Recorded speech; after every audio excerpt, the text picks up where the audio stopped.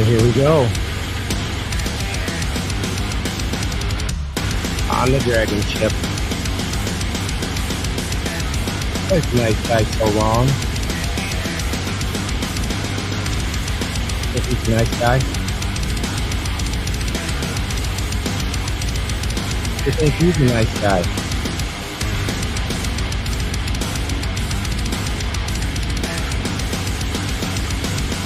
Are these nice guys? Maybe these guys are nice guys. Welcome to the dragon ship, gentlemen. And ladies. All bikers and shield maidens, welcome.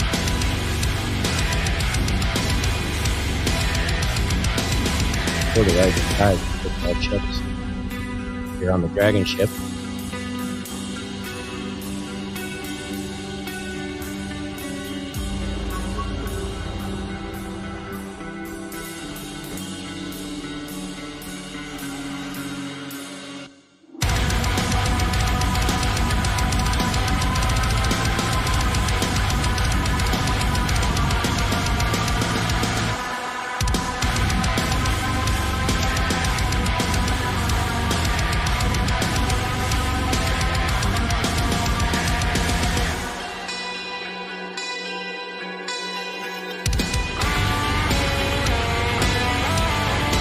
Here we are on the dragon ship. No nice guys here.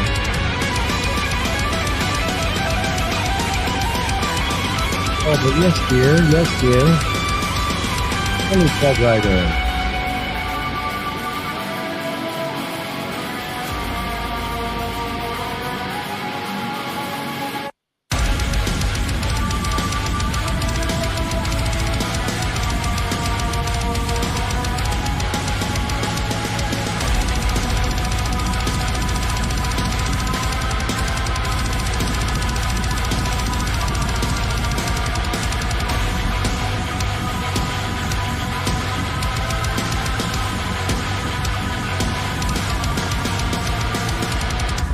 Climb aboard. We're going to set sail soon. Waiting for all you Viking savages to climb aboard. Grab an oar. Here we go.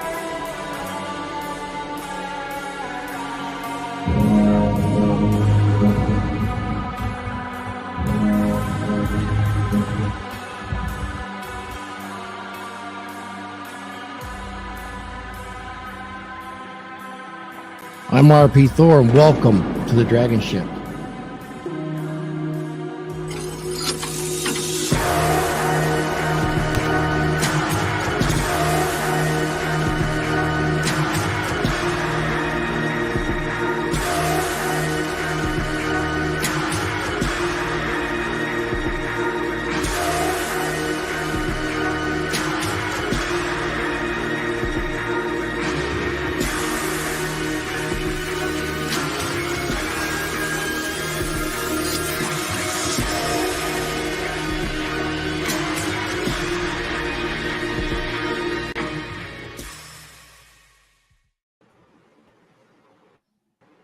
Hey, welcome to the Dragon Ship, gentlemen. Here we are, you Saturday savages. And for today, what are we going to talk about? Well, why the nice guy is so wrong. A new wave of coming Mr. Nice Guys is approaching. I mean, definitely it's coming. We can see it coming. We've got an attack on the red pill by a lot of these nice guys coming. You can see it all over the internet. We're going to talk about why being the nice guy is so wrong, particularly when it comes to your interpersonal relationships with the ladies. And honestly, with men too. Think of it this way. All of you guys have had relationships with a guy that's just too nice, man. He's just too smiley, too nice in your work, in your social life. And it's just, oftentimes guys can pick up on this when it's a man-to-man speaking with other, because men test each other, you know. That's called shit talking. We'll test each other and we'll play with each other. And some of these nice guys, they really reveal themselves to be a little bit manipulative. And I think all of us at one time or another get sucked into this nice guy syndrome. and follow some of the behaviors that these nice guys do. I mean, we end up saying we're givers, we're caretakers, we seek approvals from others, we're conflict avoidant. We say we're always looking to do the right thing and try to be perfect. Make sure we follow every rule, right? Some of them actually kind of stifle, their true thoughts. And they're more comfortable being with women than with men. You ever run into guys like that? Sometimes we have a word for those guys in this space, and we can talk about that later. But it's kind of disingenuous. And the reason that Paul Bauer's not a nice guy is because he's discovered this on his own. I myself have followed the nice guy pattern really early on in my life with a female relationship that I had. And I experienced it also with friendships. And let's use friendships in context. I spent quite a few years in the gym working with beautiful ladies that, let's say, did the NPC bikini and other kind of fitness things. And I would listen and talk with them. I had no problem socializing with these ladies. Some of them I trained with, some of them I trained. But the one thing I saw that they all hated is they'd get a lot of male attention, and some of them from even really good looking guys. But then they would come back and I would hear from them and say, hey, how did that deal with Frank go? Oh, I don't know. It's just the same thing. Well, what is it? What is it? What is it? Hey, what's going on there? And the girls would always tell me, well, after like the second date, I started getting flowers. He started sending things to me at work, started asking where I was. Could he meet me here? Could he meet me there? Just all extra super nice activities, and I looked at some of this and I realized a lot of thirsty guys do this. What do you guys think? I mean, and it just wasn't one gal. I noticed a lot of gals, as soon as they go on date one or two, the guys would overwhelm them. I would call it love bombing to some extent. And I knew some of these guys and they thought they were doing everything right. In fact, they were doing what society had taught them to do, to be a gentleman. What do you guys say about that, being nice guys yourselves? Well, recovering nice not guy. A nice guy. I like to say I'm a good man, but I'm a really bad boy now that I know I'm not a nice man. I look at it. I look at this sort of thing like it's very much like alcoholism. It's an actual syndrome. And in Dr. Robert Glover's No More Mr. Nice Guy book, that's really what he talks about in there, is that the concept of nice guy syndrome. And so I look at it like it's a never ending piece of work that you're always working on yourself to try to unwind that programming. And you got to sort of just take it day by day. But man, I got to talk about nice guy behavior. I often talk about red pill chick on my channel. Yeah. And I dated red pill chick for like about 4.5 years. And the entire time I dated her, I would buy her flowers every month. And I would have it sent to her work so that all the other girls would be jealous. So I would get the brownie points, and largely it was approval seeking behavior. It was covert contract type stuff. I didn't realize what I was doing. I thought I was doing the right thing. That's what girls like. They like being lavished with flowers and chocolates and stuff. And in hindsight, I realized that it meant nothing at the end of the day. I mean, it was might have been nice in the moment, but longevity wise, it was meaningless. So yeah, you kind of got programmed too. I think Dr. Glover, did he coin nice guy syndrome? Yeah. Yeah, that's what I thought too. That's his thing. And, when did that book come out? In fact, we're recommending it as one of our reading tomes that is a must, and that's No More Mr. Nice Guy. Of course, all of other Robert Glover's books, very insightful in this, and it's absolutely true. I mean, it's the Disney fantasy manifest, so to speak, right? I mean, think of it. I've done a few of these things too. It's like, okay, what do I do to make sure this woman sees me as her best romantic option? So I choose the Disney option, right? And the Disney option we have discovered as adult men is kind of the absolute opposite of how women view the romantic guy that really gives them the tingle. And I heard you say the brownie point You're given the brownie point. I'll never forget. If you don't mind, I'll tell a story about brownie points. I had this big argument with an older gentleman back in the day when I was a power lineman riding on a service crew, and he was telling me all about the brownie point system, and he taught me that because I didn't know it. But he said with the women, there's always a brownie point system, and you have to earn these brownie points. And he was following this nice guy path. No shit. And you could earn all the brownie points, or in some cases, there was a star that would go on the refrigerator next to the kids. And you could earn all of them at once, but if there was one off shit, it takes all the brownie points away.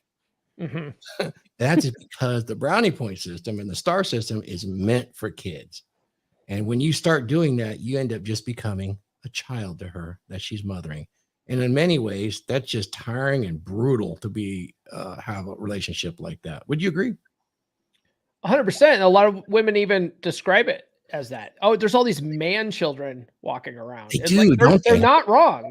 They're not wrong. Yeah, I know it. I've even heard it from older women that complain because there's plenty of these nice guys that are mine and Wraith's age, and they end up being single and trying to date women of their own age because they think that is what they're supposed to do, because men are so shamed for age inappropriate dating, which I think is complete stupidity. But a nice guy falls into this trap totally. And then, the ladies complain about them. Oh, all they're looking for is a nursemaid. Well, yeah, because they want to sign an unconscionable contract to be Mr. Nice Guy. They're looked at as a child, Definitely have heard that story before in my social circle of older folks. I have a social circle of younger folks too, all the way down into the 20s. So Thor is a broad spectrum social aggregator. You like that, Paul? Social aggregator. I'm going to write that down. Yeah. I imagine that Wraith strikes me, and maybe Wraith will correct me here, but Wraith strikes me as the kind of guy that was probably never a nice guy. He's probably got the strongest frame I've ever fucking seen. He's stoic as shit. Just seems like he's probably always been that way. Is that the case or no? Yeah, I've never suffered from nice guy syndrome, so never had that affliction. Yeah. Well, I wasn't raised, with a mother from 9. My mother left when I was 9, so I was raised by my father. You see, that's the whole reason I talked about the one solution, Paul, earlier. Whenever there is a split between a man and woman and children involved, that the father should automatically get sole custody. Wraith is living proof. Yeah, my father I have 2 sisters and a brother, and my father got the boys and she got the girls. And, so like I said, it wasn't never, I never got an expectation from a woman growing up as to how to treat a woman. I got the expectation from my father of how to treat women. That worked out very well for you, did it not? I think so. I mean, I haven't had any problems getting women or keeping them. And you had very successful long-term relationships. Right. So, and that's, from that standpoint, I saw my mother and father get divorced at that young age. And, my father went through kind of a zeroing out phase. Wasn't for a long time, but, I would say for maybe 5-6 months as they were going through the divorce. Because, remember back in the 60s, divorce wasn't go in, sign 2 pieces of paper and you're divorced. It was a process of going to court 8-9 times over a 6-month period and trying to hash all that out. And as soon as the divorce was over, my dad was back to himself. But it was the court system that, he was fighting. And I think that's what zeroed him out. Not so much losing my mother because, they fought all the time anyway. Mm. But, having to go to court and, sit through custody hearings and sit through all the, alimony, child support hearings and stuff like that. I think that's what got him to the point where he just says, fuck it, But, you know, like I said, as soon as the divorce was over, I mean, he was back out, you know, on the streets. On the streets. Looking for women, man. You know, that's where they're at. That's how we did it back then, right? Yeah. Nice. But like I said, I never had a, you know, from 9 on, I never had a mother telling me, well, you shouldn't treat women this way. You shouldn't treat women that way. It was always.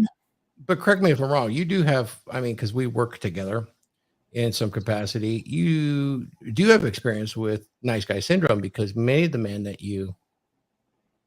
Yeah, just about every man, you know. This is a big issue. So you have intimate knowledge without having to have that experience yourself, which is kind of nice, because you definitely bring a perspective that helps them. Yeah. Well, and like I said, it's you know, you said in some of the same group sessions and stuff that I've sat in, you know, all these guys that are, I would say out of 100 folks in our groups, 85 to 90% of them were raised by moms. That is true. You know, and when you start talking about covert contracts and stuff like that, you know, I've read No More Mr. Nice Guys, great book. And when you start talking about covert contracts and stuff to them, they don't realize that what their mom has told them forces them to set up covert contracts. Now, why do you think the moms? I mean, let's stop back. Paul, you've interviewed Dr. Glover. Can you explain what the covert contract is for our audience today?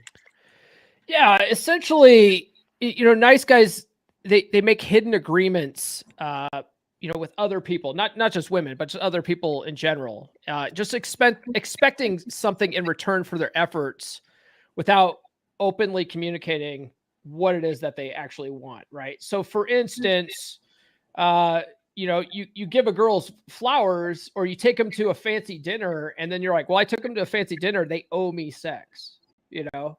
That's pretty common, right? Like a guy's right, you know, fly women out, you know, to wherever they're going, and then, you know, women don't put out, and then they're pissed off at the women, like, what? Well, I flew them out, like they owe me something. That's a covert contract. Oh, well, you just struck something. Let me give an example of a male to male covert contract.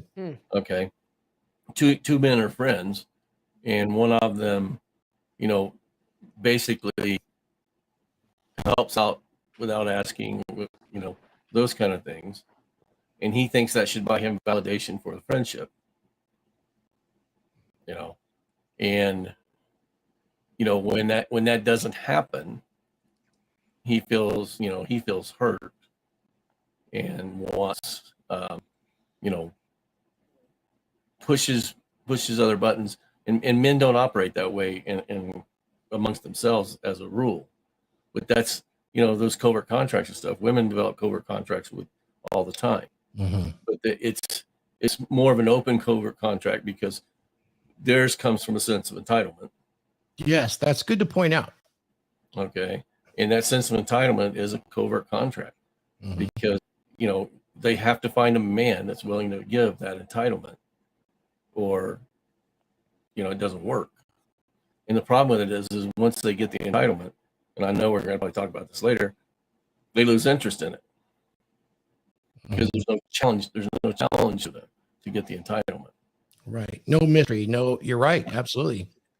And the emotional investment does not have to go there. So energy goes where it's needed. Yeah, I get that completely. You know, I was just thinking, Paul and Wraith and even Randall here. You know what? It just struck me. We talk in this space about hypergamy, and the fact that we looked at some of the studies where nearly 50% of all women in a long-term relationship had male friends that were backup guys. We call them beta orbiters. They maintain contact with a male friend that would be considered the next in line, so to speak. Now, in my experience, I've known some of these guys, and they're dutifully waiting in line. And I would say they absolutely fit the nice guy syndrome, almost to the T. Everyone I've ever seen that is waiting for his chance has fit that damn thing. Yeah. You ever thought of it like that? Yeah, they're doing all this nice stuff, basically waiting for an opportunity, which by itself is a covert contract, right? Mhm. Right. But the funny thing is, doing that type of behavior is not generally attractive to women, because if it were, these guys wouldn't be the backup guys. They would be her first choice. Right. You know what I mean? That's true. That's true. So Well, but they end up being a plan B for her. I'm going to defend women here a second. Yeah, Okay. do it. Wait, what? We Yeah. don't do that. Whammy. But it's not the individual woman. It's they get fed the same information, you know, and that's an expectation they have, and they're also told that's what they should be attracted to, but instinctually they're not attracted to it. So Yeah, there's some of that. That's for sure. you know, so they're trying to fulfill, you know, on a social norm or a social construct, they're trying to fulfill their part of that Disney story too. I want to be the princess because the prince is going to be the guy that loves me, cares for me, you know, does, you know, he becomes my, you know, my everything, my servant in life, you know. And then, you know, when they get into the bedroom, that's not attractive. We got a couple. It works both ways. The whole Disney persona damages women as much as it does men. It's like the black pill and the MGTOW guys that complain to women when they're like, we can't find any good men, and they're like, they're all in your friend zone, lady, and like they're shaming her into, oh, you should be liking these losers. It's the same thing to me as, you know, women saying, oh, you should like a woman at any size. You know, Right. It's like, no, like we're just not attracted to that, and the same thing goes for women. Yeah, you're absolutely right, Ray. Yeah, they get served up. If you look at it, it's really two types of entitlement. All right. Women get served up that they're entitled to a man that's going to do all that stuff for them, and also empower them at the same time. Okay. Men get served up that, hey, those covert contracts are okay because that's going to be how you get a woman, and then you can serve her and empower her. It's a shittier deal for men, but it's the same shitty deal that women are getting because they're not happy in those relationships either. Yeah. And society reinforces it to a certain extent that this is how you do it. And sometimes you can see some successes around it initially. Right. But I mean, you know, if you look at it, and I'm to the point where I'm going to say long-term relationships are more than 5 years now. Because yeah, I'm kind of wondering something about that. Most people can sustain that for about 5 years, you know. And you know, when you and I were growing up, Thor, it was about 7 years. You get 7-year itch. Yeah, they're getting the itch at 3 and 4 years now. That's my girl. Welcome, nurse chick. We appreciate it. Hey guys, I got a couple of questions here that are really, really valid. I would like to get before we leave unconscionable contracts. You know, we sure appreciate when you guys send the super chats in, because honestly, when you guys do that, you support this content, and these are solely supported by your contributions. Really, as a monetized channel, we don't get anything because we never get advertisers that agree we're advertiser friendly. So there you go. Now, Theodore Wesson says, what is an example of a woman to woman covert contract? Well, have a shot at it, guys. What do you think? It's that the ugly chick and the pretty chick, the ugly chick running around with the pretty girl. Yep. And what does she tell the ugly girl? She tells the ugly girl, you know, you're beautiful. I'm gonna, you know, all these men aren't here just for me. They're there for you. And she knows that, you know, if you're got a good looking girl with an ugly girl, guys are going to approach, and they're not going to approach the ugly girl. And she gets to use the ugly girl to filter out men. Absolutely. Yeah, that's where I was going to go to. Any other examples you guys can use? I don't know. I like women are an interesting bunch because they tend to compliment each other, right, to their faces. Yep. But not mean it. And then guys tend to talk shit to each other and not mean it. Like that's like yes, that's so true. That's how we test each other. Yeah. You know, I haven't thought too much about it. I'm sure women do test each other because they're highly competitive in this market, but we test each other in a different way. We test for two things, not only sexual competitiveness, we also test each other to see what kind of, where you rank, what kind of status man you are, and how I can deal with you, and how we might actually leverage each other's strengths in unison, which is different because it's got to come from very deep in our evolutionary biology where we had to work together to provide. Interesting. And I think women are the same thing, but they're not leveraging their strengths; they're leveraging their weaknesses against each other. Oh, that could be. Yeah, I got to think more about that. We should talk. Yeah, that'd be an interesting show. Maybe we should talk to some women too, see what they're doing and observe. So let's. Well, I mean, if you go back to what the natural version of alpha woman is, as opposed to the current version of what women think alpha is for them. The most feminine woman was the choice for men.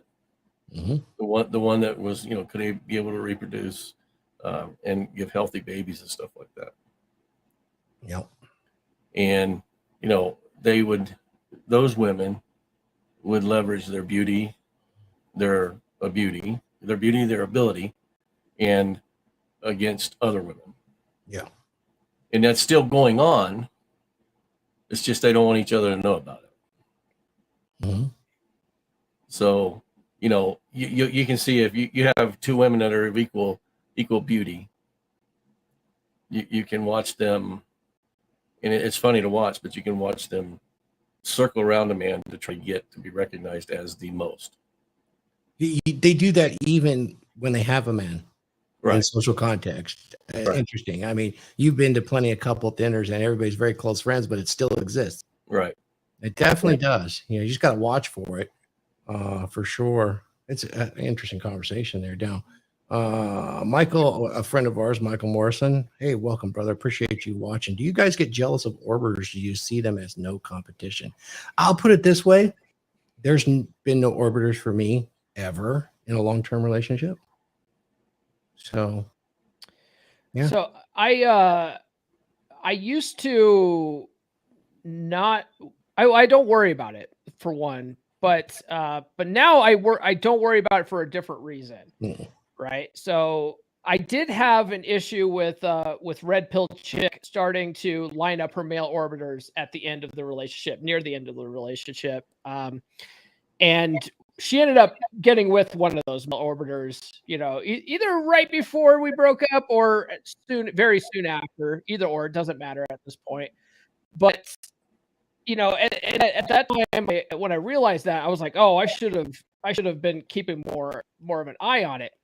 But I've changed my mindset since then, because I look at it more like, if you're doing what you're supposed to be doing in the relationship now, then your girl's not looking at orbiters. Nope. They're not lining up the orbiters. So I don't worry about it for a different reason now. Yeah, I'm kind of the same way. And then I want to caveat it by saying this way: if she is looking for orbiters, she's probably not the girl I need to be with. And she's gonna tell herself. There'll be exhibiting signs on that. I mean, when you get the right one, she'll abandon on her own for social media. If she hasn't, after a period of a few months, if you're headed in that LTR direction, then you're not doing it right, or just not her. She's not going to be the one. You're going to end up with her, and she's going to end up with a dead Mike friend. Well, when we were in the green room, I mean, I was at my wife was there talking, and she's got her friends. Well, what do I need to do? And my girl was saying, hey, I don't have any male friends. I don't want any male friends. Yeah. And if you go to her social media, which I allow her to have social media, she's got her brother, her cousins, and her dad there. That's the only male friends that she has on her social media page. I didn't tell her to do that. No. I just told her, the first rule of thumb, the boundary I have is don't fuck around on me. Yeah, that's kind of what I understand. I've heard that story before, Yeah, Nurse Chick, very similarly. I never even told her. She did she found out what I did, with the podcast and stuff, like very early on, because women are like detectives that way. But she found out what I did early on, started following the podcast, following like my social media and stuff like that. And I mean, as soon as we got exclusive, it was not long after that all of a sudden her social media started disappearing. And now she's even like changed her name on her own personal social media and like hit attributes about herself. I think she's only active and she just does it for friends and family and stuff like that. She doesn't post hardly at all. I didn't even ask her to do any of that, and I didn't even set it up like, hey, this is my boundary either. She just decided to do that all on her own, which is really cool. It's amazing to witness, is it not? Because when you're doing that, you are firing on all cylinders from, kind of your red pill awareness and what you've employed, in intersexual relationship and dynamics that's working. And it's giving her much comfort in knowing that she has secured the guy she wants to be with. It's always about high value man. Yeah, exactly. Let's get to a super chat, guys. Remember, all these channels are strictly funded for you. And on the Dragon Ship, we often say it's a rising tide that lifts all ships, and we are that rising tide. And every one of the panel members here has their own channel. We're streaming to those channels. If you can see it fit to throw in a super chat and ask a question, it is sincerely appreciated. Or if you just want to see your stuff on screen, we're happy to do that. If you're a member of any of our channels and we see you come up and ask a question, of course, channel members, if you wanted to join the membership, it's a very reasonable way to get extra content. Also on my channel, you can get even more content and behind the scenes. If you're one of those members and you want to go ahead and contribute on screen, go ahead and post it. We can answer your questions there as well. So we're going to bring up a Dung is Fun. Thank you for the super chat. I believe this came in on one of the other channels, but I don't have a sound drop, but I will give you a sound drop anyway. Number one cause of divorce is marriage. That's undisputable. Of course. We got folks calling in from Japan in the chats right now saying hi. Our buddy Danny Arnold is in there throwing yo. Yes. And you know what? I'm going to do a get well to our master at arms, Glenn Lawrence. And he's out and a little under the weather. I think he's taking lessons from Wraith or something. You guys get well. You got to stop burning the candle at both ends. So, hey, I started working out again this week. So, that's, you're ahead of me. I've been on quite the hiatus and I'm starting to really deflate. So we got to get it back together. That's for sure. Soon. I mean, you got to see the missus. She's doing a little better. So I'll have a little bit of time to start accomplishing those goals soon. But right now I'm buried. But we're getting there. We're getting there, guys. Yeah, this nice guy thing, I think we're all trained for it. And like when I experience it, I always seem to experience it right up front, not with my long terms, but with that acquiring of a woman. I did that Disney thing early on, over talk, overcommit. Overcommit's a big deal. Seems like when you're that nice guy, you really overcommit and do too much with that expectation.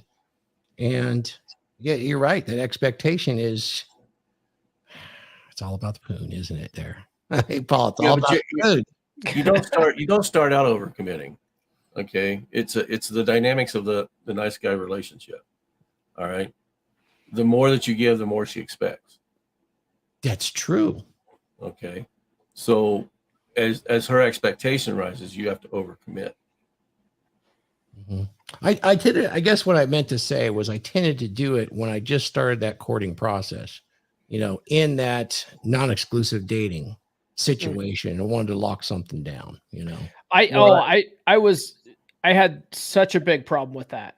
Because when I found myself back on the dating circuit after Red Pill Chick, I was in shape. So I was able to get dates.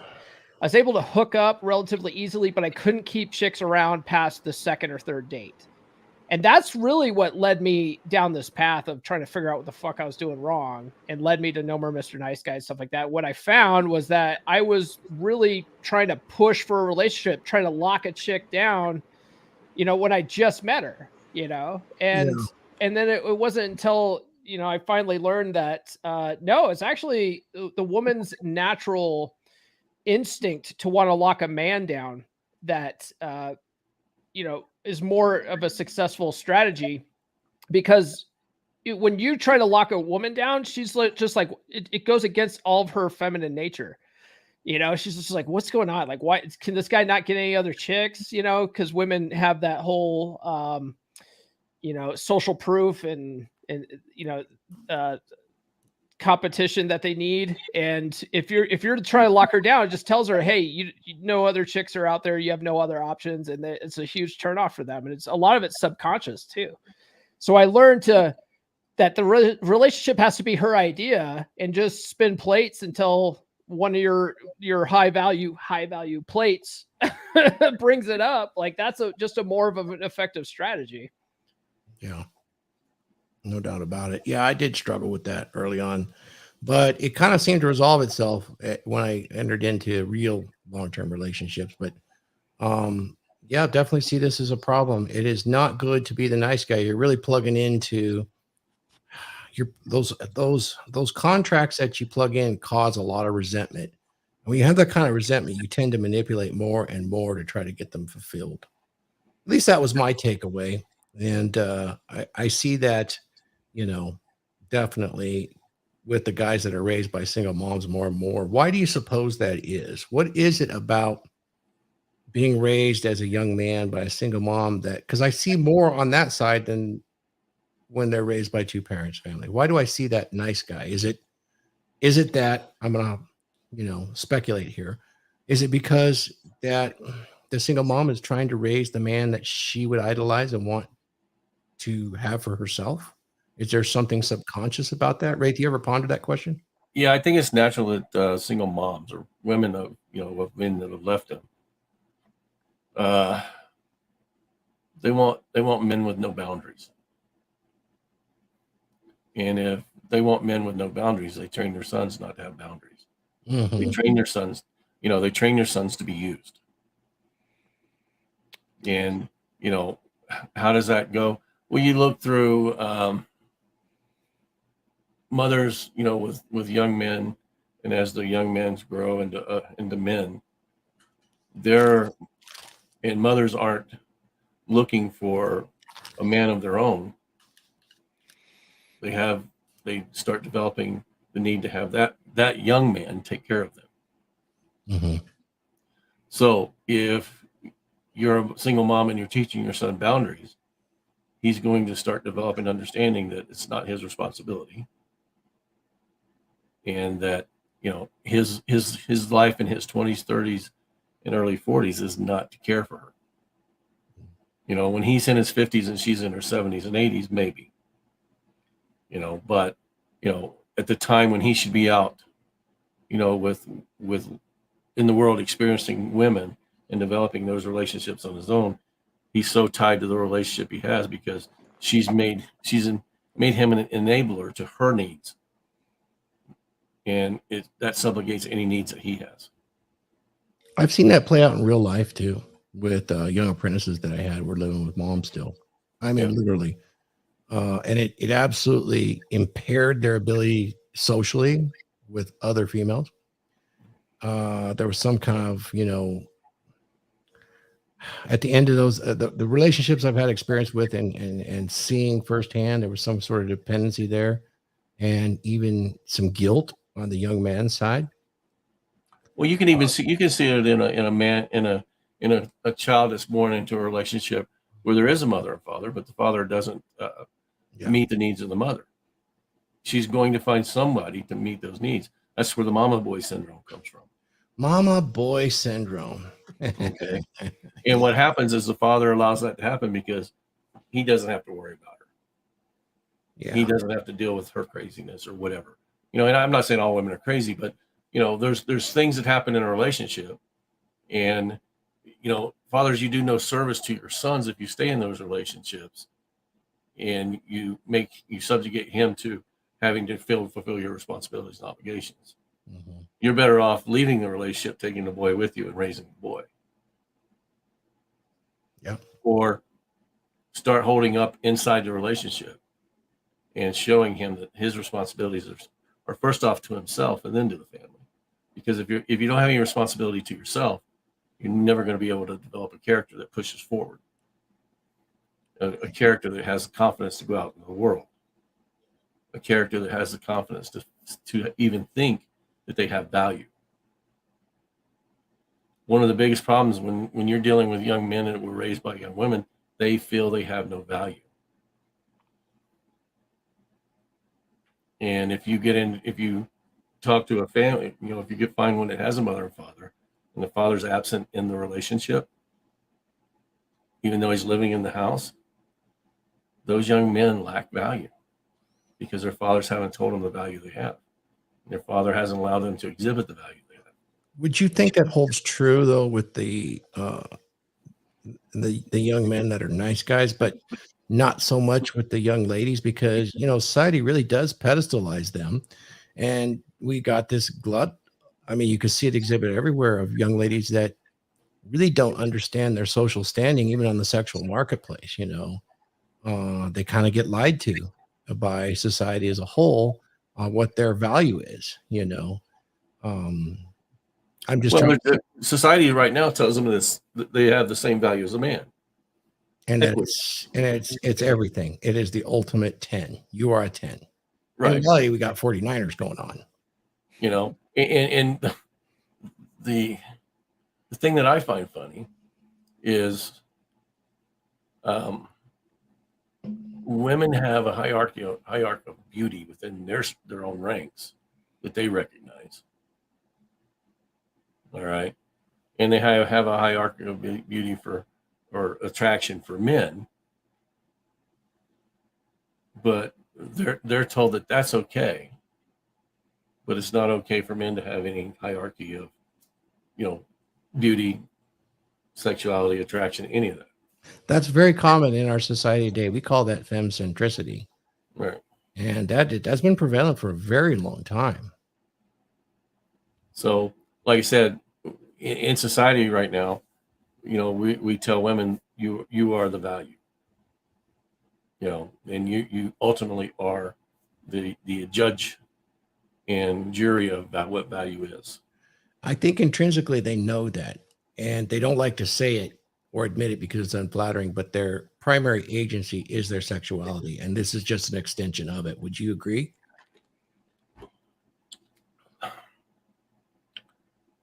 I think they've been mind-fucked more than that, really, but I think essentially yes, but I think they've been mind-fucked more than that. Okay.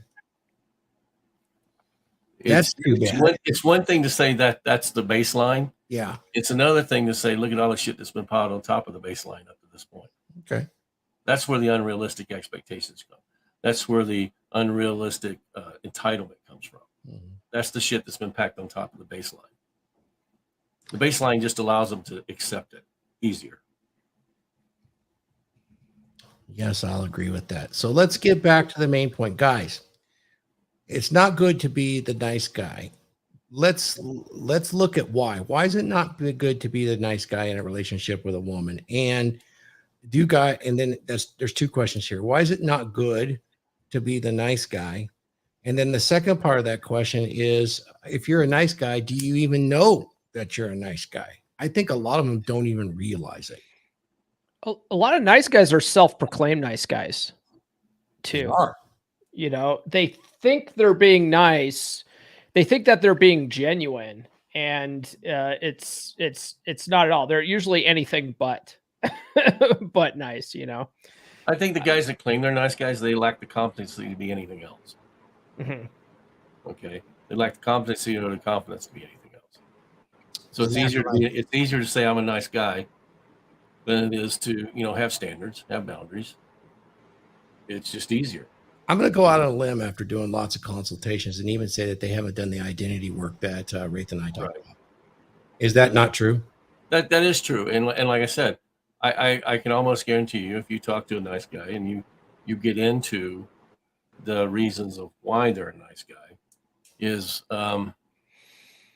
they don't think they have any value. Mm-hmm. And because they have no value, they have to, subjugate themselves to, duty work, help, those kind of things. Yeah. Okay, I got to call this. GL, if you're well enough to send a super chat, GL, you could come on, can't you? Thanks, GL. We appreciate you. Get well for sure. Guys, super chats. Once again, super chats help fund this. They help maintain it because, you know, it's not free for us to come do this. All of us are professionals outside of this. You'll see a lot of guys that do this for a living. This is kind of passion of ours. And guys that do this of a passion do it differently. They do it from the passion inside their soul for they believe in it and we're convicted. That's very different. You don't see us doing the debates. You don't see us doing too much of anything that's going to get too flashy. It's just good information that needs to get out there. And that information will live on. When you guys do a super chat, it helps support that.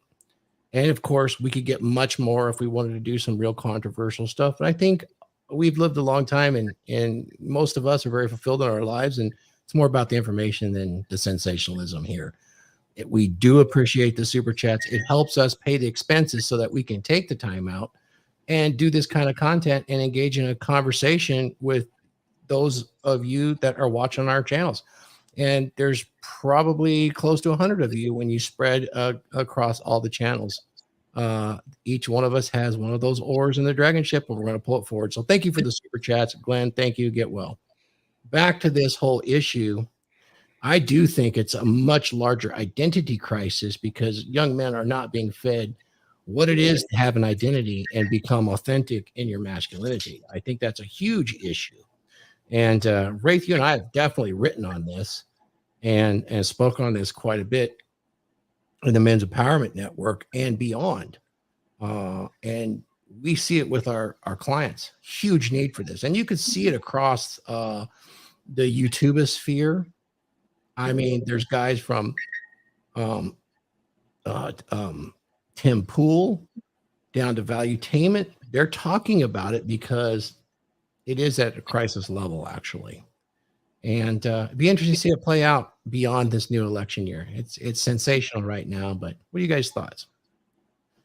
Well, I want to make a, and I'm not going to single who said it out, but when you talk about single mothers, you need to understand something. All right. And what happens with their sons? It's less about being maliciously vindictive about making them that way. It's a subconscious need for survival. Mm-hmm. All right. Single moms do what they do out of the subconscious need of survival. It's not they didn't sit down and say, well, their father's gone, I'm going to make him, my provider for the rest of his life and stuff like that. It's a subconscious need. They get married young. They spend their time raising the young man, or it's usually more than one, raising the young man and sisters, and they all that time in their 20s where they should be in their prime to go out and find a man, they focus on raising the kids. And then when they hit 30, that young man is now a teenager, or fixing to enter into his teenage years, and she makes him the man of the house because that's his responsibility and role now, instead of her, because she can't go out and find another man of the house. Mm-hmm. And then when he's in his 20s and now she's in her 40s, she is dependent upon him to be, and a lot of times the breadwinner. And if not, he's there to at least supplement the income that she's getting from the welfare system or from whatever job she can do. So now when she's in her 50s and he's in his 30s, she is totally dependent upon him because she's going through the change of life. She's starting to develop illnesses. And when he's in his 50s and she's in her 60s or 70s, she's ensured security for herself in her old age. That's the process. It's not something they're thinking about. It is driven by her need to survive. I agree. Yeah, it's women at their core are security seeking creatures, which is another thing that I learned from Dr. Glover. Yep. Security seeking creatures that hypergamy this hypergamy. Hypergamy. They want both, right? They want the alpha and the beta, typically in a relationship if they can get it. But if they can't, then yeah, they basically raise their son to be the beta provider that they need for that security. A lot of women too, like when you ask women for dating advice, they give shitty dating advice too, right? Fucking hammer, man. That they give guys shitty dating advice too, because you ask a woman what they want, and a lot of times women default to the security answer, right? Oh, I want a guy that is vulnerable, a guy that provides and all this stuff, and they're really giving you the answer from a guy who's been in a relationship with her long term, but they never give you the answer of what makes you sexually attracted to them, because a lot of times they don't think about that. A lot of the times their sexual attraction is subconscious as well. And so you have to be, if you want that sexual intimacy and actually hook her, you sort of have to default to the alpha traits and not be the nice guy, sort of do the opposite of what she's asking. That's what gets them sexually interested. Well, Paul, doesn't that serve the single mother's objective, because she doesn't want to be sexually attracted to her son? Right. You're absolutely right. That absolutely does serve that need. She's not looking at him that way. So, right. Okay, well then let's double down on these beta traits and teach this guy what it means to be a real man and take care of a woman. And it's like, so they're just raising, dutiful betas. Right. So, and they're raising sexless dutiful betas. Right. Because the guys have no idea what to do to be sexually attractive. They have no idea. Well, and like I said, that happens, and let me say this, Thorne, and all this. That happens in the single mom atmosphere, but it also happens in families, guys. I mean, I don't just counsel guys I counsel guys that have mother and fathers too, but their father has basically removed himself from any leadership role in the family, but he's still there paying for the family, operational costs and that kind of stuff. Mm-hmm. So the mother, she sees that, and she can't reinforce in her mind that that's going to be a long-term goal after the kids are gone. Yep. So she starts training her son to be the dutiful beta. Yeah. Well, that happened with my parents, because my parents are still together. I wasn't raised by a single mom, but my dad was the kind of guy that was sort of default, or he deferred his leadership to my mom, right? I'd go ask him for something, and he said, go ask your mom, right? And he would always act like, oh, mom's the boss. Or, I always talk about this on the podcast. He often says husbands are like the Indians in old Westerns. They never win, like that was his mentality. That's the married with children syndrome. That's not good. Yeah. And so like they're still together, but they're absolutely miserable. My mom, she basically, sort of, raised me to sort of put women on pedestals, and you gotta have respect for all women, and, all this kind of stuff. And just taught me everything wrong about maintaining a relationship and setting the tone and leading in a relationship, Well, but that was her psychologically hedging her bet. Yep. So you turned 18 and your father left? No, he's still there. No, I'm just saying, if that was the case, if you turned 18 and he goes, okay, I'm done with this, she has you to fall back on. Yeah. Yep. So I'm going to say this about that. I really do. I think, men, you being a nice guy are actually harming women. That's right. I'll say it again. Being a nice guy actually harms women, because you abdicate your leadership in your relationships. You throw your pride away. Your respect is gone. You have lost your mastery and self-discipline in a relationship, and you're depriving her of the relationship that she so desires as a woman, naturally, in her natural environment as a feminine woman. If you do that nice guy thing, you are pretty much guaranteeing a married with children outcome, and you will end up with a dead bedroom. I just got in some amazingly fun Twitter arguments on this exact fact about a dead bedroom and a man wanting the sex and the wife not wanting it. If you're in that situation as a man, you need to take a look at whether you fit the nice guy syndrome. For those of us that don't fit the nice guy syndrome and have leadership, or as Wraith would say, frame inside of that, and we're secure with the identity that we created, she doesn't have any issue with sex. There is not an issue really where she doesn't feel like it. Straight up, barring a medical issue. And even then, under those conditions where you're fulfilling your burden of performance and not being Mr. Nice Guy. And what do I mean by fulfilling your burden performance? Well, there's a whole list we could go through, about doing that. But I mean, that's kind of what this red pill space is about. If you're going to go down that road as in a long-term a relationship, being red pill aware definitely equips you with what you need to not be the nice guy and suffer a dead bedroom and have the kind of relationship that's more than just happiness, because happiness is fleeting. Absolutely is. Happiness is the little external validations that give you the happiness, but you know what? Fulfillment lasts, and it can last a lifetime. So yeah, that's where we end up with. So being Mr. Nice Guy is not a good outcome. You end up plugging into and giving away your authority as a man. Anyways, that was kind of a long monologue, but Wraith, take it. I'm glad you used the word fulfillment instead of contentment. No, fulfillment. Yeah, that's important. Words mean things, Wraith. Right. It frustrates the hell out of me. Yeah. When these modern people use it in different ways. Right. So many guys usually think of contentment. No. Contentment means it's a static state. Yeah. Okay. Fulfillment is not static. It's flexible. Mm-hmm.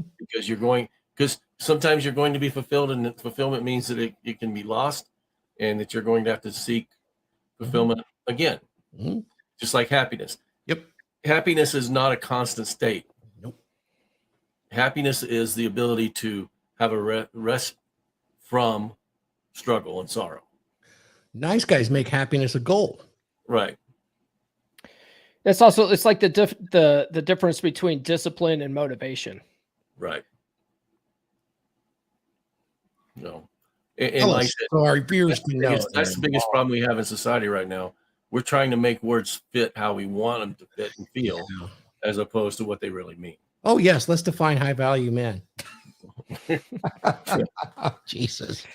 I don't know what that is, so I'm going to let it go. It's just the example that's recently cropped itself up as every single person assigns a human value to it other than what the context of its use actually was. Right. Which is, it's one of those words that would strike that into emotional people. It triggers enough emotion. It sounds like value. It must mean human value. Oh my God. It's not the context it was used in. There was a guy that was on Just Pro Things. I don't know his name. He answered exactly how I would. In that context, it was strictly in use for sexual market value. And in that context, that value is determined by the market because it's a value. Guy brilliantly broke it down. I'm like, that's what it was. Anything else, you put your own emotions into it and equated it to human value. Well, if I think you use the term, six-figure earner, great body, all that stuff. Kevin Samuel's definition, yeah. Right. We're allowing women to make that definition. Yes, that's correct. They're determining the value of the market. Right. And I think he used the example like, look, I have a house. I have this beautiful ranch house, and I live on this ranch. It's worth $1 billion to me. That's the value I pegged on it. You see, right. I'm going to ask $1 billion for it. Do you think the market will give that to me for my 2,700 square foot house in California? Well, maybe in California, $1 billion. Okay, 10 billion. No, the market is going to go for no, it's not worth that. The market determines the value. Women need to understand that, the value of a man is finding one that'll put up with you. Same thing with women. Yeah. It's the cardinal rule. Yeah. And I get tired of hearing, women say, I'm not going to settle. Everybody settles. Okay. It's just what you're willing to settle for. Yeah. And you know what? I would like to say, let me pose this to you, Wraith. Rather than saying settle, it's what you can achieve with someone to garner some fulfillment. You can Right. But, you don't have to. When they say settle, I guess Such there a is some negative settlement. connotation. Yeah, because this is the perennial argument that these young folks have been trained to do. Is like, I don't cook, I don't clean, I don't do this, I don't do that. I actually counseled a couple that had a problem over taking the trash out, and they would let it spill over onto the freaking floor. This is just talking to my ex-wife, or this is grown adult shit. If you see it, take it out. What the hell? And so is cooking, so is cleaning. If it needs to be done, you're a grown ass adult. Why is this even an argument? You know, my ex-wife. It's funny that the trash thing. It's so funny. Settle. I was just having this conversation with my kids about it because my daughter's 18 now. Yeah. She's starting to notice certain things about her mom that like I would never bring up. I don't bring this stuff up. But before you go there, I want you to go there with that. But the reason I brought it up, just to preface it, is I brought it up in the context of settle because a lot of the girls we see in our space that come in and talk about not settling because I don't clean, I don't cook. That's not what that is. Anyway, go ahead, Paul. Yeah. So, but my ex-wife used to have this concept of man chores versus women chores. Right? Like cooking and cleaning, she didn't necessarily have a problem with because that was a woman chore, but taking the trash out, now that was a man chore. She would absolutely fucking refuse to do it. And so she would just let the trash just pile up. And then instead of like pulling the bag out and even just setting it to the side and putting a new liner in, she would hang a bag from the cabinet. And I would come in, like I'd come home from work after being at work for like 11 hours. I come in and the trash is overflowing. And then there's a new bag just hanging here. And I'm like, what the fuck is this? The trash can is literally like a walk through the garage. You can't counsel you? No. Oh my God. So, but my kids now, she still does that. And she expects my kids to take it out. And it's a hangover from the 60s when, trash pickup wasn't every week. It was about every 2 weeks, maybe sometimes a month. And a lot of people used to go in and burn their trash and stuff. We'd take it to your dump. Yeah.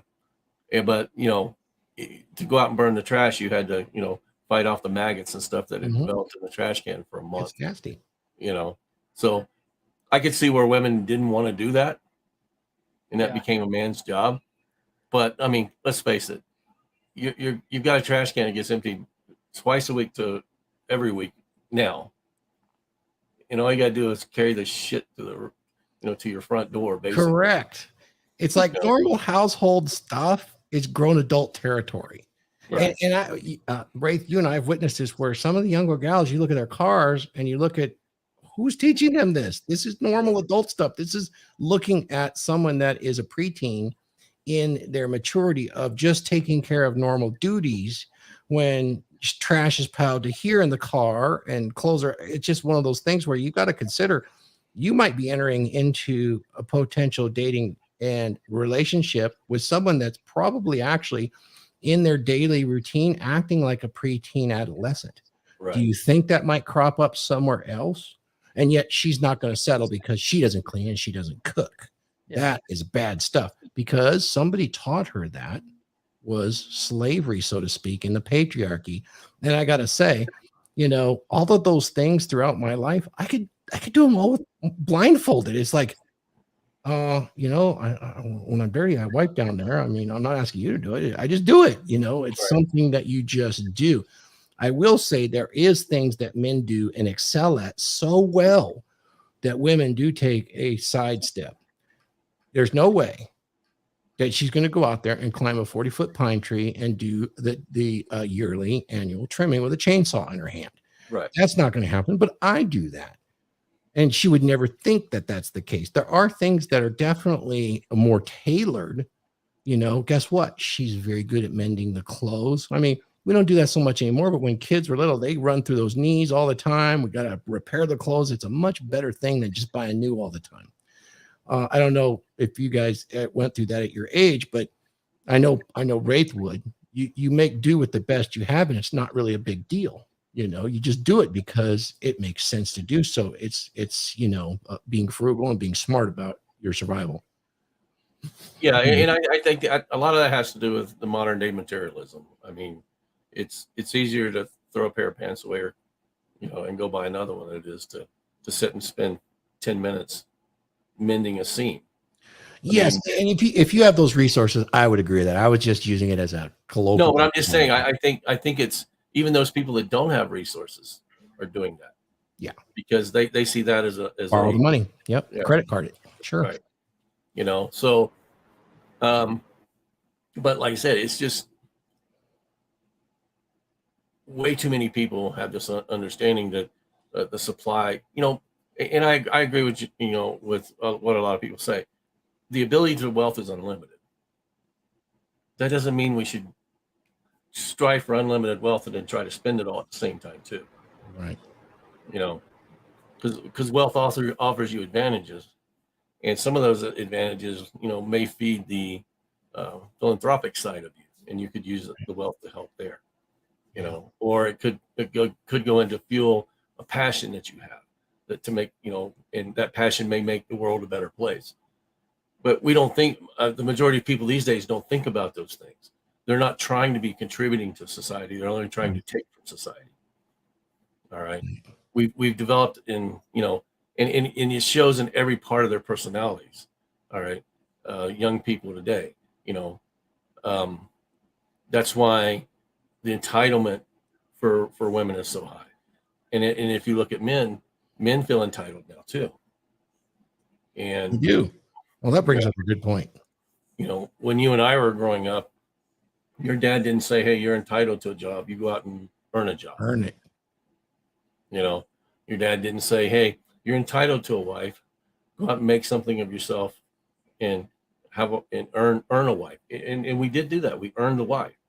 We made things of ourselves. We took care of ourselves. We put ourselves in financial situations where we could afford to have someone living with us. Mm-hmm.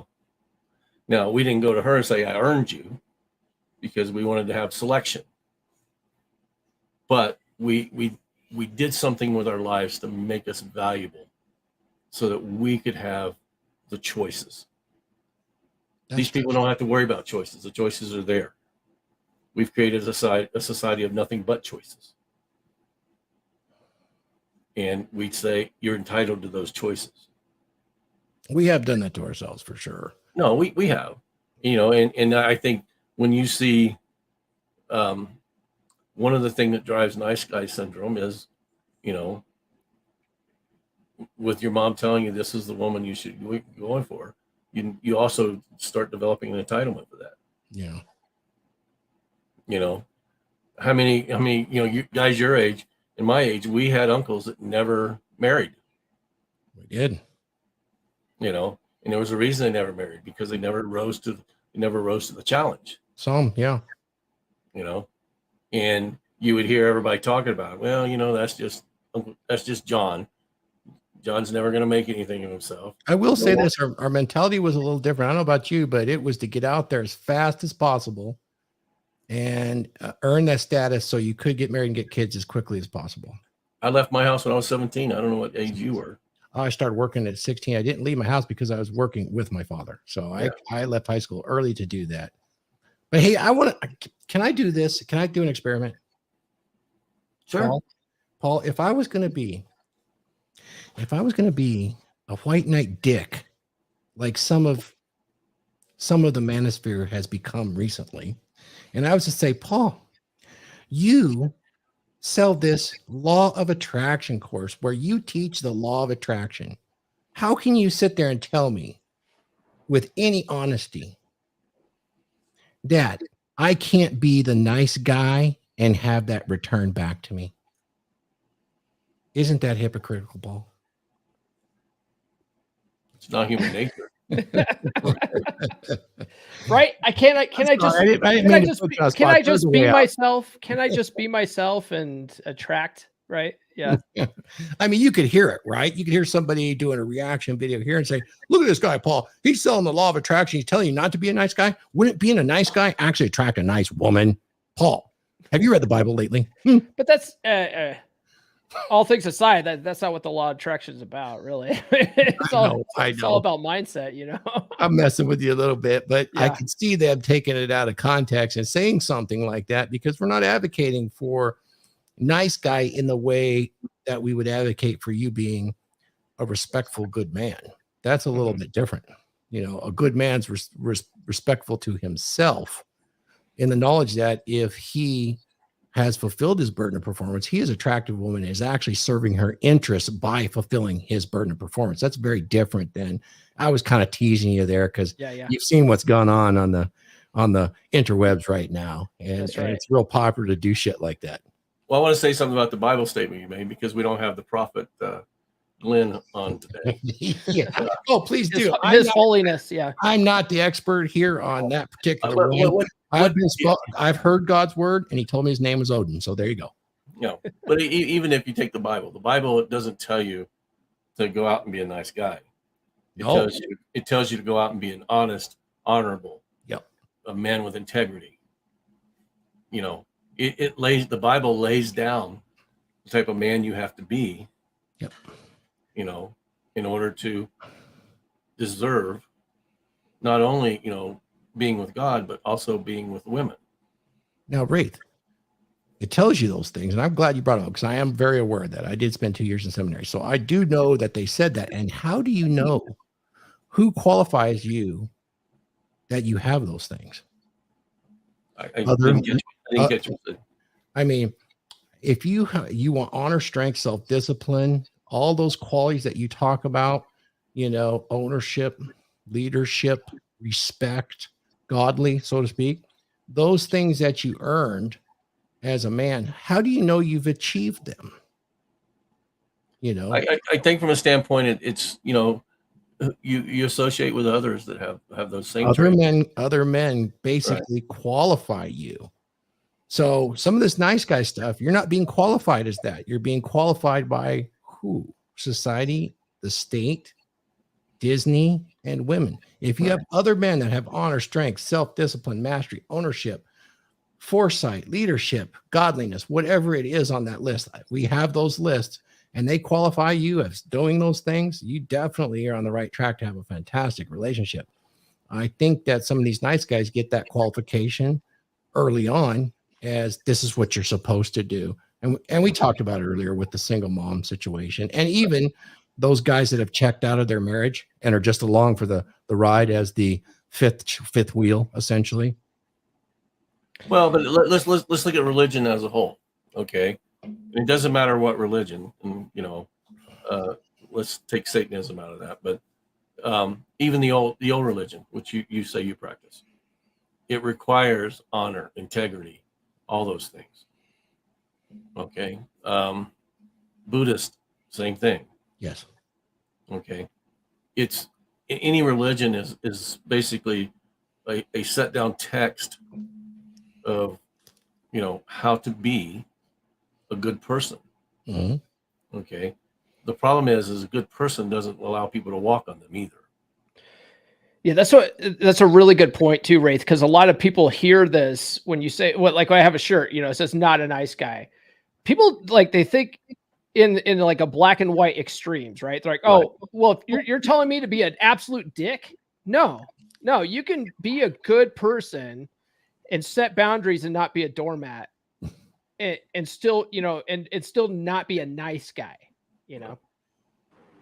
You know, I think I'm a good person. Not a nice guy. Yeah. You know, I think I'm a good person, but, you know, in the same instance, I also have the don't fuck with me belief. You know, don't tread on me. Come and take it. I got my sign up there somewhere. I know you do. I love it, man. But you know, like I said, it's that, and when you talk about nice guys, and you start dealing with them, you understand they don't have honesty. They don't have integrity. It is a bit dishonest because of the covert contract. I'm expecting an exchange in value that I perceive that I haven't explicitly laid out in the form of boundaries per se, or an expectation.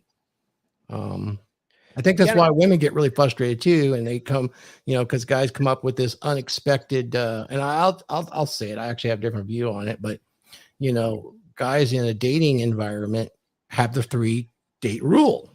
And I came out of a good place. Really did. Well, women are onto this now. And, we can get into that conversation some other time, but there's a bit of a covert contract going on there. Right. There is. Just in stating that. I mean, I don't have a 3-date rule, No. I've dated. Oh, I did. Worked very well. Well, but it was more of a boundary for me as opposed to a covert contract, though. Yeah, but you hear women talk about it, and and even men talk about it. They expect sex. I don't expect shit. But that's different because some men do. There's even men in our community expecting sex on the first date. I have never expected sex until I was in a relationship. Now, if it happened before that, fine. But there was no expectation, and that's the thing. Yes. I don't go out and try to predetermine the outcome. I think that's crucial difference in nice guy syndrome, because I will agree with that. Now, where sex comes into dating, I have a whole different philosophy on that. I think it's super, super important to the health of a long-term relationship and should be determined relatively early. Don't waste your time. And in today's environment, you could screen pretty quickly, but unfortunately, with these guys getting so good on the computer stuff, I'll ask Paul, because you coach on this.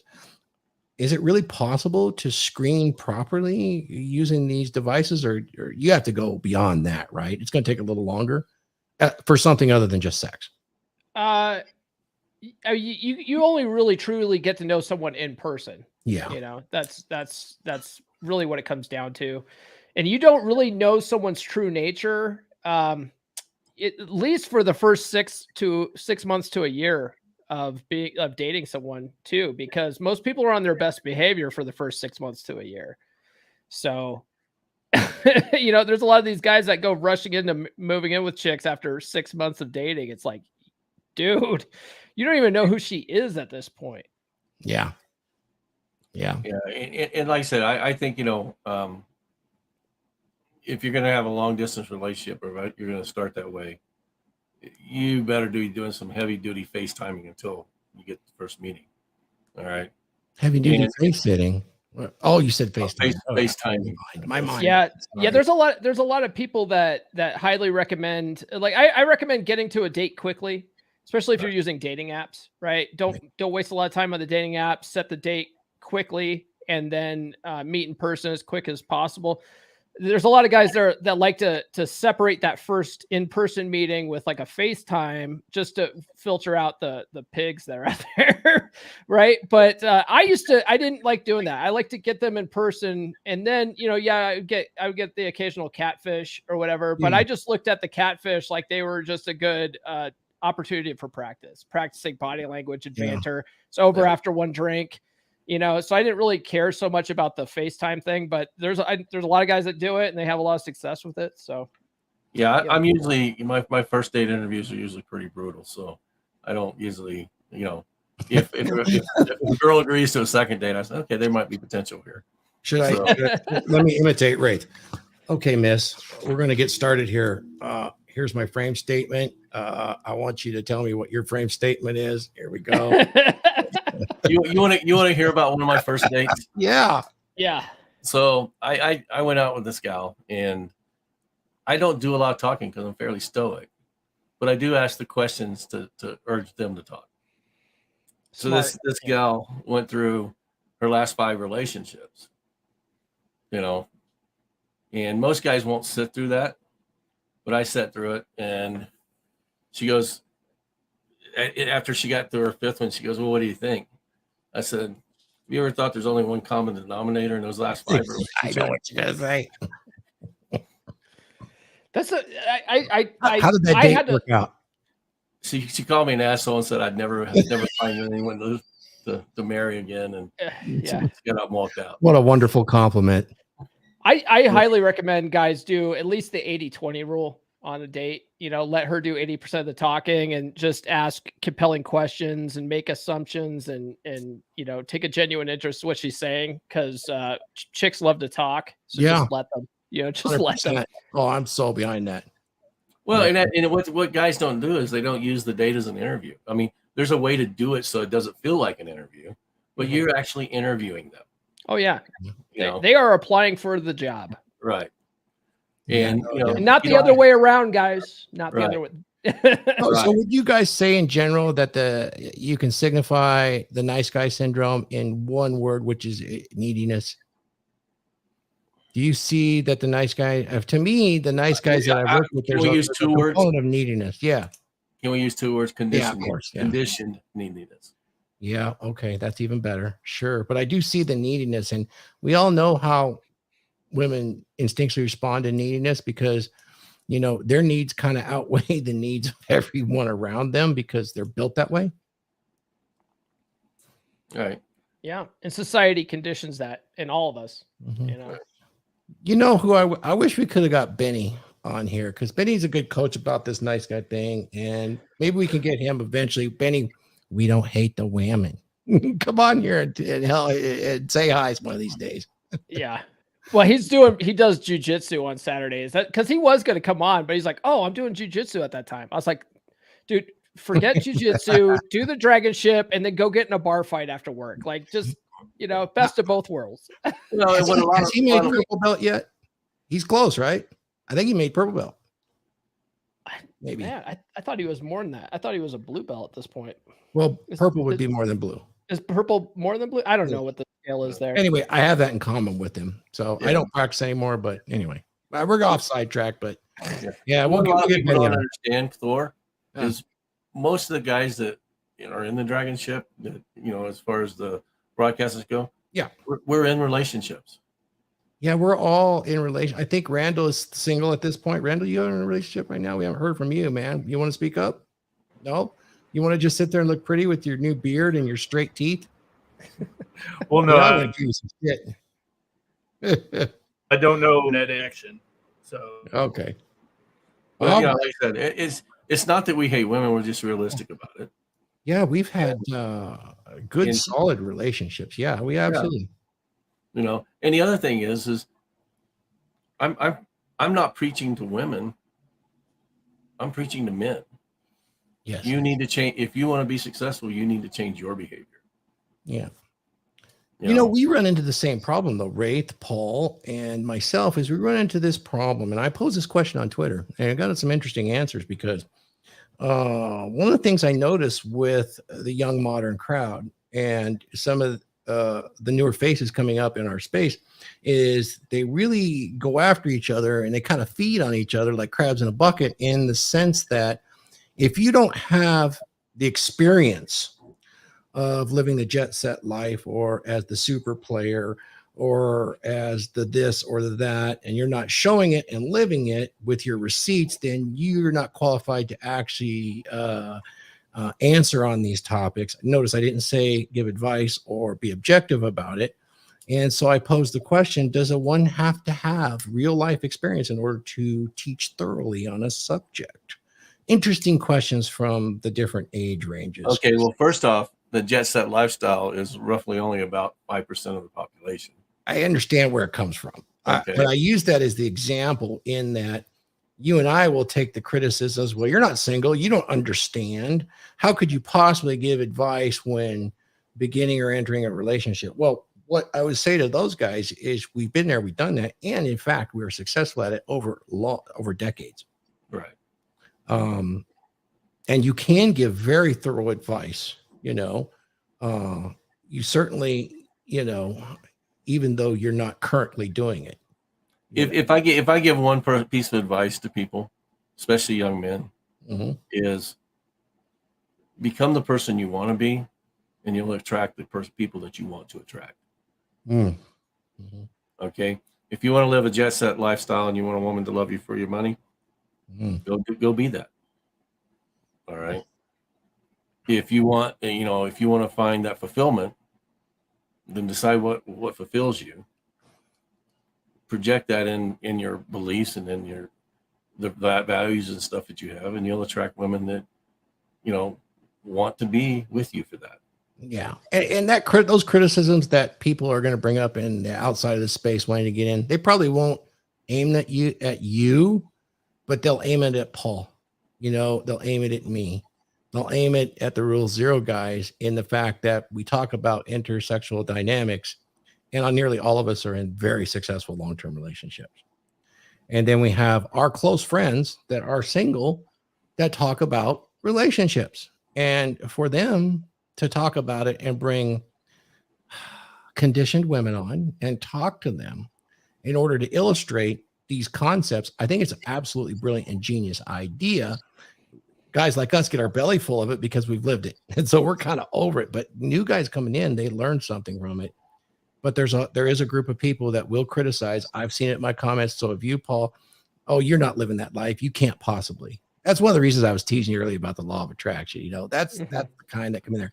Doesn't bother me, but we do seem to face that criticism. My main criticism is from young kids on YouTube that see the gray beard and they're like, "Why is this guy talking about dating?" Like, you know, like as if old guys don't date. You know. Oh yes, I was accused of that too. Sex is meaningless for guys our age over 50. Right. Yeah. Guys over 29 don't fuck. Right. Exactly. Oh, and I got this from all the young ones and stuff like that because I was commenting on, you know, Pearl's post where she said, you know, in a relationship, you know, what do you do when she doesn't want to have sex anymore? Basically, dead bedroom stuff. And so I just gave a nice brief answer and it pissed the internet off. So that was good. Have you experienced that? Me? Yeah. I have, but it's not for long. And I made the exception of medical issues. But Right. But I'm talking, you know, in reality. I mean, I'm not talking about one night she goes, I don't feel good. no, we're not talking about that. Yeah. Yeah, no. I've never, you know, Never. I've never had an issue where Never. there was a long-term drought of her not wanting to be. It was implied that we all demand duty sex, therefore duty sex is rape. That's where the majority wanted to go. I'm 63. My wife's 28. Sometimes I say no. I'm tired. Oh, You know. great. Yeah, we're gonna get it now. We're gonna the groom. No, I didn't groom. Dude, it's natural. There's a big deal. Women seek security. The best security they will get is in an older man because he's established and he has the ability and power to influence. It's the ultimate, and history has shown it. When a woman reaches sexual maturity, she needs to secure. The best way to do it's through age, and it's always been that way. Always. Yeah, I mean, we had a conversation about that the other day. I said, you know, you got to understand something. Relatively, it's only been the last 80 years that laws have been changed, so that the legal age to marry was 13. That's correct. You know, because the marriage has always been financial security for families. Yes, You know? it is. Now, am I interested in 13-year-olds? No, I'm not. Right. But all I'm saying is And she's a grown-ass woman, and she's attractive, and she Right. is, and basically your ride or die chick. She'll do what it takes and be very fulfilled with living inside of your boundary or your frame. right. That's, You know, and like I said, I mean, I've had that with, you know, 2 wives that were relatively my age. I've had it with girlfriends that were relatively my age. Yep. And now, you know, this one, she's just younger. Yeah. And I'll tell you this, there's been times where I was a little frisky and amorous, Right? and the wife was not quite there. Wait, shall we say? what? And so, you know, I was kind of like parading around the house with this, you know, kind of going, and she wasn't having any of it.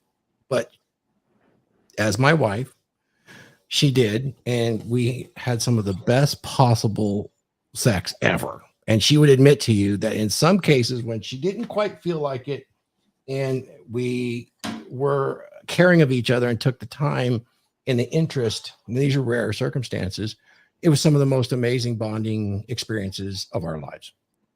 And why would you women want to miss out on something like that if you're with the man you want to be with? So that was kind of my point with the tweet, you know.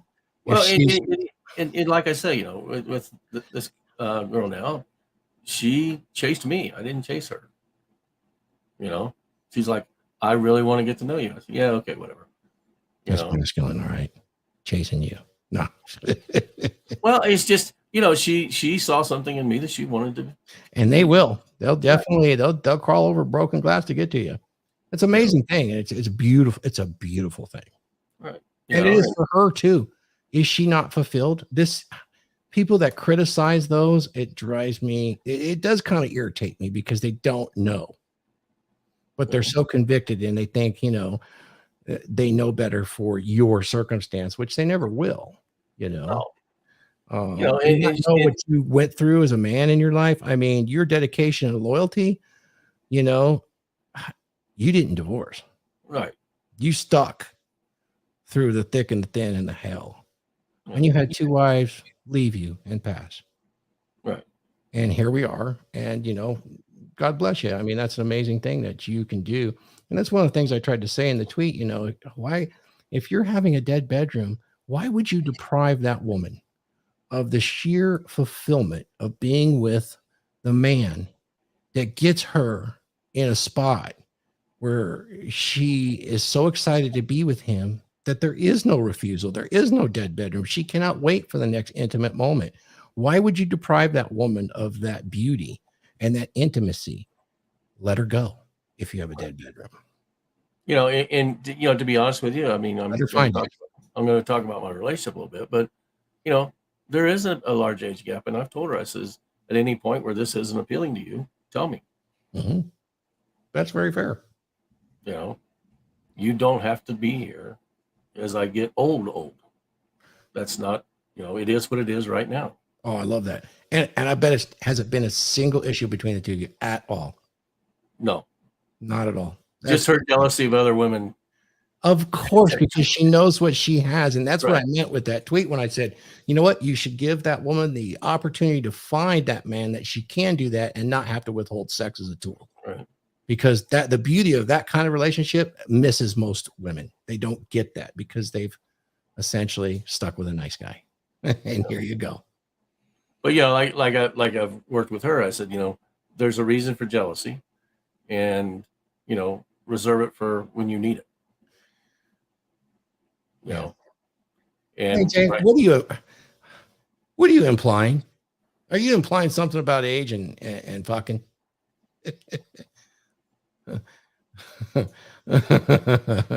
Well, I guess we're not. Us old guys, you know.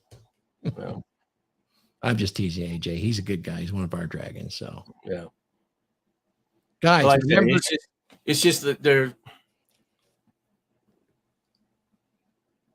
too many people get wrapped around what society wants them to be and what society wants them to have, and they worry less about what they really want in their lives. And I believe that you should go out and explore your life, whatever you want. Very good. Yep. And, you know, as long as you practice those principles, integrity, honesty, you know, and have those values. Way too many young people today and young men, you know, when I'm talking to them, the first thing I look at is your values and why do you have those values? Yeah. You know, because most values are given to us by our parents in the relationships that we witness. All right. Now, if those are good values, keep them, learn how to use them to your advantage, and in the sense that to create the life you want. But if you have good values with bad intentions, which means you only have those values because you lack the ability to exercise them in the proper way, let's go in and reframe why you develop those good values with bad intentions. Okay. And that comes from a need of lack. A lot of people say, well, I value honesty, as they're lying to you. Mm-hmm. Because they do lack honesty in their life, and that's why they value it. So let's start working on you developing the ability to be honest. And that starts with you being honest with yourself. Because if you're lying to yourself on a daily basis, you're going to lie to everyone else. Yeah. Now, the value is a great value. But why did you develop it? And did you develop that from a need of lack? And those are the things that we work on with young men. You know, be honest with yourself, you know, have integrity, and how do you exhibit integrity. That was the webinar I gave last night was on boundaries and how integrity affects boundaries. And how do you be consistent in having integrity? There are things out there that you can do to make you consistent with integrity. Mm-hmm. And when we start talking about doing the work, that's where most young men have the problem. Mm-hmm. It's changing to live those values as opposed to want those values. Well, Rafe, you certainly are an asset. I want to go ahead and I'll address this super chat, and then we'll wrap for today, because I think we've done a great job, but I know we have things to do. This dung is fun guy, man. Is he yours there, Mr. Nice Guy? What does it say? Porn? Dung is fun? I don't know. Depends on how I guess you play with it. It's cheaper than dating, is what it says. Porn is cheaper than dating. Yeah, for sure. Is it though? Because it leads to OnlyFans. What happens to Mr. Nice Guy? I'm here. Oh, did you miss it? We talked about it. You end up being a beta orbiter. What can I say? Well, we sure are glad. You know what? We're definitely funded by the super chats and all of the channels here. Please, any one of them you pick, it's fantastic. We're going to shout you out, and you guys keep this content going. Each one of the men here does this out of a passion, and doing this out of a passion, it's nice to be able to fund our basic expenses doing this, because we're passionate about sharing the knowledge that we've all earned, and we've earned through blood, sweat, and tears in our own lives. So thank you again. Guys, do you want to, let's go ahead and do a quick, well, we don't have to do it quickly. Let's go ahead and do our closeout for today. We'll just start with Randall and then Wraith, and then Paul. I want to hit you because we want to make sure that you get your merch and your upcoming program out, and I'll go after that, and then I'll lead us out. Okay. So, All right, sounds good. Randall, what you got, buddy? I know you've had an internet connection days. You've been kind of quiet, looking all pretty. Yeah, I think he's froze, brother. Oh no, you got to fix this, Randall. I don't know the internet. It's like I went reset the modem and it still is, the issue's continuing. Yeah, But and we guys, had an issue with internet earlier on Rule 02 for a minute. So Maybe turn your camera off and then just do audio yeah, for the closeout. Is that better? for the guys is it's okay to be kind. It's okay to be friendly. But when we talk about being nice, that's taking Randall, a step their own way. Randall, we're not getting you. We appreciate that, but we'll have to kind of work on that so we can all hear. Okay. Thanks, Randall. Randall has a lot of good things to say. We're going to get it worked out because we want to hear what you have to say, Randall. And we appreciate you taking care of things for us behind the scenes. So I'm going to plug him up.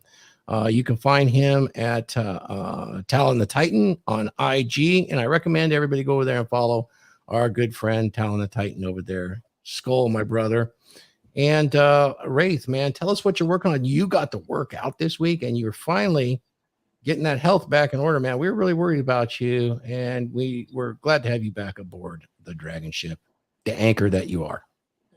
Yeah, like I said, I'm back in full swing, back in the gym, and trying to get healthier. Let's see, what am I doing right now? I'm working with John's group, the MLD's group, Men, the Men Empowerment Network. I'm doing webinars this year for him again. But you're available on your own as well. I mean, guys. Yeah, I am. I mean, you can find me at Wraith_Detour on Instagram, Facebook, Telegram, and on Yahoo Mail. If you contact me any of those ways, I do consultations, and I have a little group that of past guys that I've worked with that we get together at least once a month and have conversations, just do checkups, and every once in a while I'll put something on for those guys. Try to do that about every other month. I think this next coming one we're going to do a hypnosis. I'm an NLP guy. I've got certifications in NLP. I've got certifications in hypnosis and stuff. So I'm going to work with them on, giving them a little self-hypnosis action so that they can start working for themselves. And that's about it. As far as being a nice guy,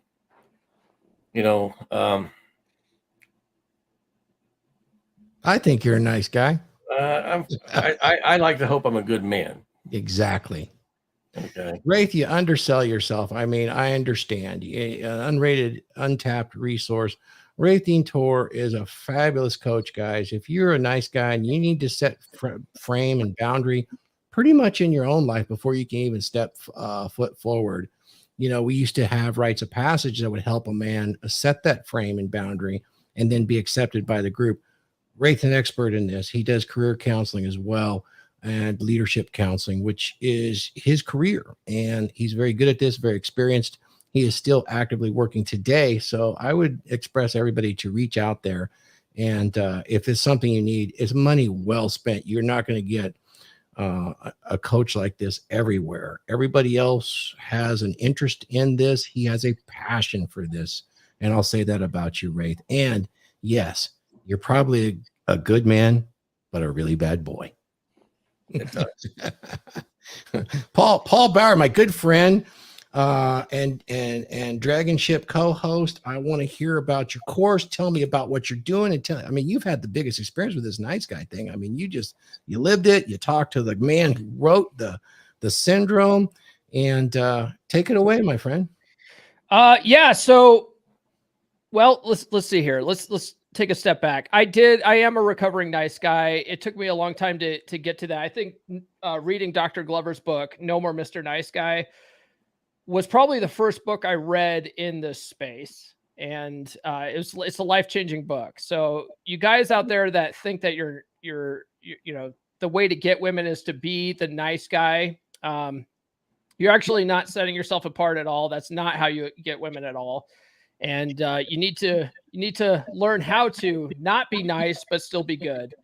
And then going to my course, the Law of Attraction course. The funny thing is that I used the Law of Attraction to get Dr. Glover on my show. I put out the year that I got him on the show, I put out an intention that I'm going to get Dr. Robert Glover on my podcast. I had no idea how I was going to do it. I just knew that I wanted to talk to him.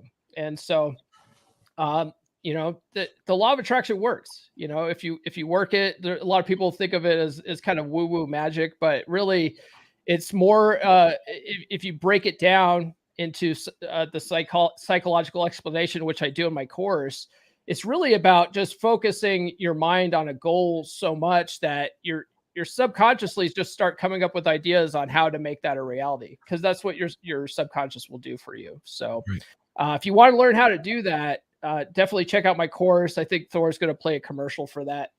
And then for the entire month of May, I'm actually giving the course away for $100 off if you use code May Mindset. So when you, I think the link's in the description.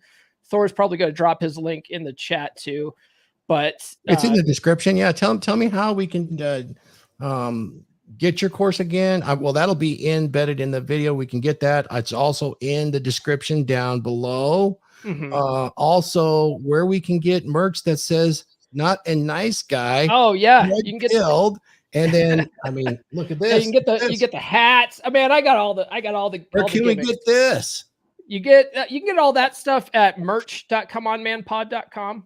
And that helps support the cause as well. So it really does, man. Welcome Paul into the Dragon Ship. We're gonna have some Dragon Ship merch, which will be on all of our stores at some point in the future. I'm working on lots going for me as well. Lots of things in the fire, but also as far as the merch is concerned, you can get merch like this, Rule 02. You can get Power Lineman merch. You can see right there, that's a hat with all that artwork on it. And one of my favorite things from the merch store is this notebook right here. This is the complete Rule 0 rule list, in which you can find out all the rules in Rule 0. And it's secret, but you can get it here And you could get it on the store that you'll find in the description for Red Pill Thor. And here they are. There's the rules right there. All of them. You guys seeing that? Rule 0, you get it? So we're kind of making fun of that, but you know what? You can always find us, guys. Please subscribe. Consider joining the membership.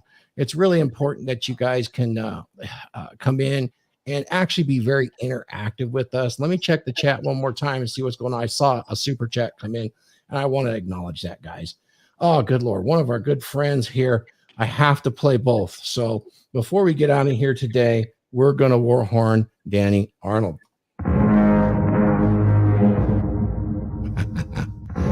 Look at this guy right here.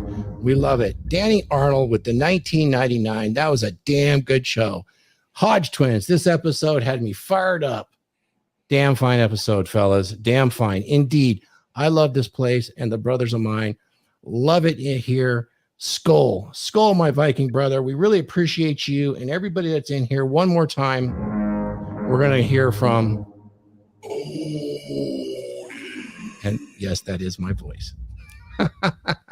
So let's hide that current one. And I'm going to fire you guys out today on a couple of incredible, beautiful, high quality advertisements from our sponsors. We're going to hear from Paul Bauer. We're going to hear from the Dad You Never Had. And then finally from the Dragons membership, which, by the way, Paul Bauer, Randall, and Ray Thantier are exclusive members of the Dragonship monthly mastermind meeting, which is exclusive to this group here. And it's completely uncensored, open to men only, unfortunately, at this time that want to work on these issues in particularly. So with that, guys, going to see you next time, and skull. Are you struggling to find a good quality woman? They are very rare indeed these days. If you spend any time at all watching content in the men's podcast space, or you spend time on dating apps or going out to clubs, you're seeing low quality, promiscuous women. You're finding women with daddy issues and personality disorders, or a myriad of other red flags, and you are frustrated. I get it, brother, but what if I were to tell you that the reason why you're only seeing these types of women is because of your mindset, because of your paradigm? We get what we focus on in life, and you have trained your mind to focus on the type of women that you don't want. So those are the types of women that keep showing up for you again and again. Let's change that mindset today. If you're a guy looking to attract high quality, submissive women into your life, then I've got the perfect solution for you. And let me tell you, brother, it's all about mindset. That's right. You've got to reprogram your thinking to focus on the type of women you do want. That's where my Practical Law of Attraction course comes in.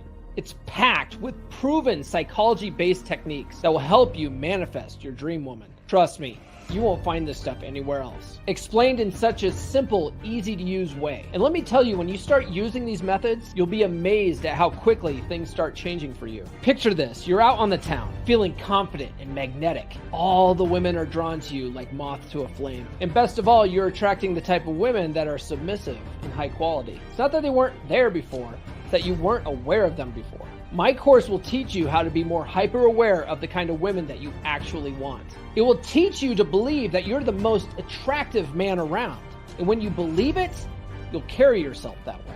So what are you waiting for? The link's in the description. Start living the life you've always dreamed of. Don't miss out on this opportunity to up your game and find the woman of your dreams. The law of attraction is nothing without action.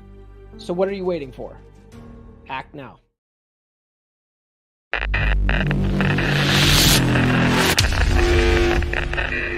The Dad You Never Had. Welcome to the Clary School of Economic Philosophy. I'm RP Thor. The Dad You Never Had, and Wish That You Did, is a 12-hour course. Regardless of what society says today, everyone needs their dad. That's what this course is for. Were you raised by a single mother? Is your father absent? Did he not teach you what you needed to know today to be successful in the modern world? Thankfully, these lessons have not been lost and conveniently recompiled by Aaron Clary, renowned economist and author. He's going to teach you education, career and finance, love and family, how to become a high-quality man that women want. That's correct. The example curriculum is amazing. 12 hours with an amazing PowerPoint. 12 hours of video instruction, all the way from career, education, defeating laziness, love and sex, how to create value in your life, all for the low, low price of $149. This course is invaluable at any cost. And to be able to purchase it for $149 and it is yours to keep, 12 hours of instruction on all of this, it's amazing. The Clary School of Economic Philosophy and the Dad You Never Had is a must buy now.